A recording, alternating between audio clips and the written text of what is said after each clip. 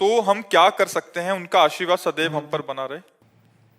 उसे ये प्रश्न तो किसी पंडित से कीजिए जो इन कार्य प्रणालियों को करते हैं। हम ये जानते हैं कि समस्त दोषों से मुक्त होने के लिए, समस्त ऋणों से मुक्त होने के लिए, देव ऋण, ऋषि ऋण, मातृ ऋण, पितृ ऋण, गुरु ऋण, समस्त ऋणों से मुक्त होने के लिए और समस्त दोषों से मुक्त होने के लिए एकमात्र भगवान की शरण लेकर यदि हम नाम जपते हुए अपने कार्यों को करें, चाहे वो पितृ तर्पण हो, चाहे वो श्राद्ध हो, तो इससे सब दोष मुक्त हो जाएंगे, सब पितरों का कल्याण हो जाएगा। सात तरति सा लोकान तारयति, वो स्वयं तर जाता है, लोकों को तार देता है, जो अपने चित्त को भगवान में अर्पित कर देता है। जो निरंतर नाम जप करता है, भगवान की शरण में है, ये उपाय तो हम जानते हैं।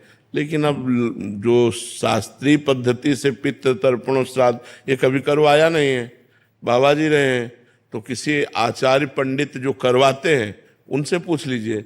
अगर सबका टोटल पूछ रहे हो कि कैसे कल्याण हो, तो एक उपाय है, सर्वधर्मान परित्यज्य मामेकम शरणम ब्रज अहम त्वाम सर्व पापेभ्यो मोक्षयिष्यामि मा शुचा।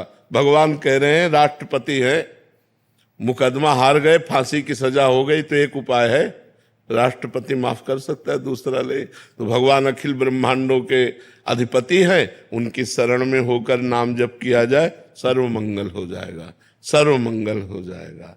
तो इसलिए हमारे तो यही उपाय पता है। अगर और छोटे मोटे उपाय जानने हो तो किसी आचार्य से मिलो जो आपको ऐसे उपाय बताए, हमको तो इसका ज्ञान है नहीं जी। अजीत दुबे जी। राधा वल्लभ श्री हरिवंश महाराज जी। महाराज जी, क्या नाम जप करने से बिगड़े हुए कार्य में सफलता पाई जा सकती है? बिल्कुल बिल्कुल, यही तो एक उपाय है जो बिगड़े हुए कार्य को संभाल दे, यही उपाय है, दूसरा कोई उपाय नहीं। भगवान का नाम जब सब बिगड़ी बना देता है, आप जप के देख लो। लेकिन ध्यान रखो, बिगड़ा है 100 ग्राम और भजन है 1 ग्राम, तो अभी बिगड़ी नहीं बनेगी। जब 100 के ऊपर, 100 ग्राम के ऊपर भजन बढ़ेगा, तब आपको फटाफट सब कुछ बनता नजर आएगा। अब होता है कि हमारा पाप है 500 ग्राम और भजन 5 ग्राम है, मान लो हम मानते हैं आप करते हो, तो आपको अनुभव में नहीं आएगा, आनंद अनुभव में नहीं आएगा, क्योंकि जब तक संपूर्ण पाप नष्ट नहीं हो जाएगा तब तक भगवदानंद का अनुभव नहीं होता। इसीलिए कुछ लोग थोड़े दिन भजन करते हैं और देखते हैं कि लाभ तो मिल नहीं रहा, नुकसान हो रहा है। नहीं, भजन तो लाभ दे रहा है, वो आपके पूर्व पापों का नाश कर रहा है, आपका मंगल कर रहा है। भजन कभी व्यर्थ नहीं जाता, अविनाशी परमात्मा का सुमिरन भजन कभी व्यर्थ नहीं जाता। इसलिए नाम जप करो, बिगड़े काम बनेंगे, पर संभल लो। हम इस बात को दिमाग में बैठा लो कि जितना तुम्हारा गलत आचरण, जब तक वो नष्ट नहीं हो जाएगा तब तक आपका मंगल नहीं होगा।